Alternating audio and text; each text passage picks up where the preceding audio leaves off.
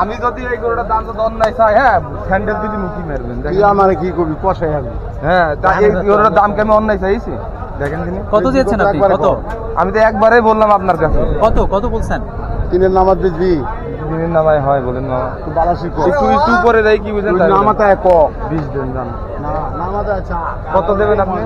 তুই চা আপনি বলেন শুনি। হ্যাঁ আপনি বলেন। 2,20,000 দিব। 30 বেচবি? 2,30,000 উঠছে এটা, 2.5 লক্ষ টাকা উঠছে। তুমি দাম চাইছো কত? আমরা কিন্তু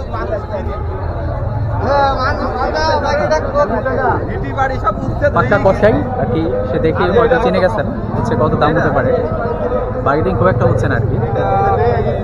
2 পয়সা